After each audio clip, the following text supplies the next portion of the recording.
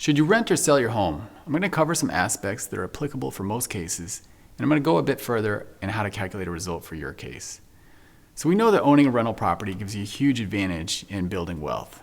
So it can make sense to try and hold and rent that home. But you may be trying to obtain a down payment for your next home, and so looking at selling the property.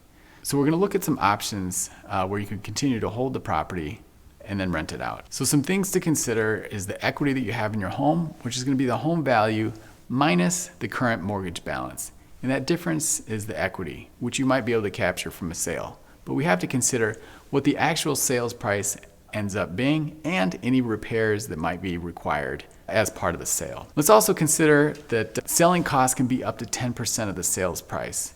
Now, this is going to be due to factors such as the real estate agent commissions, title insurance, transfer taxes, attorney, and other closing costs associated with a sale. Some other factors that may play into your decision are whether or not you've locked in a really low interest rate. That may be an additional benefit in retaining your property and rent it out, which is a real strong benefit. So it can make a lot of sense. We also want to consider the market and the buyer demand. For example, there could be a low number of buyers due to high interest rates and low affordability, which we're experiencing right now. There are some other impacts associated with sale, but these may not apply if it's your primary home. So we know that retaining a rental property can be a huge advantage in building wealth. So if you need a down payment for your next home, let's look at some other options that may be available.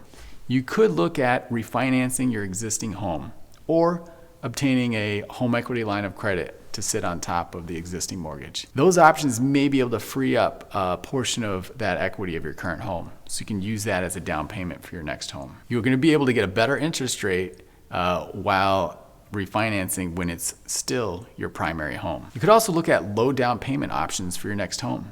You don't have to put down 20%. You could look at putting down a lower amount such as 5%. Now there may be additional costs such as PMI, private mortgage insurance, but this is minor and it's temporary. Now consider that the average rental property returns are from 8 to 12%. So instead of using the equity to pay down a portion of the mortgage at your future home at, say, interest rate of 5 to 7%, it would be better to retain your current home as a rental and achieve returns of 8 to 12%, which is much higher.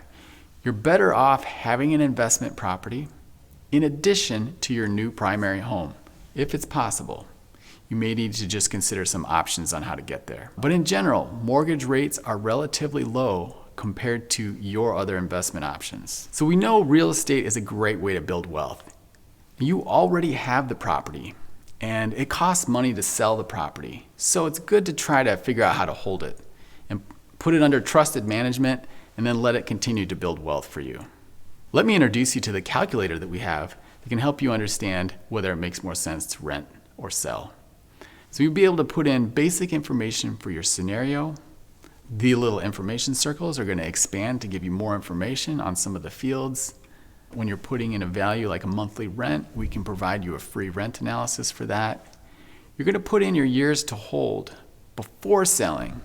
Of course, the more years that you hold the property, the more wealth you'll potentially build.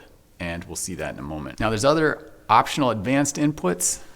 Now you could skip that if you want. We've already pre-filled it out with all the typical values that are going to apply to most cases. So feel free to take a look at the assumptions or skip it to proceed ahead. Here's an example that we created using the median home value for Chicago with the average rent price and a 5-year hold. So we can see that in this case, you'd have $56,000 more in wealth by selling in year 5 instead of selling today. Now we see that there's a drop in wealth between the rent versus sell scenario, and that's due to the sales costs. So for the rent scenario, we see that drop in year 5. There's always going to be impact from sales cost, but you don't have to sell in year 5. You could continue to hold the property. And in pretty much all cases, you're going to build more wealth the longer you hold and rent the home. And that'll work for you if you have it professionally managed by a local expert. If you don't have a trusted property manager on your side, then it's probably not worth the risk and headache. Here's how we can be of help. Be sure to read our article, Should I Rent or Sell My Home, if you haven't already. We can provide a rent analysis. Just click the button on our website. We'll be happy to provide that. Feel free to use our rent versus sale calculator as I've introduced to you here. And we're an experienced sales brokerage, so we can do a sales market analysis for you and show you what you might net on a sale of your home. So please reach out, set a time for a free consultation. We'd be happy to walk through any of this with you.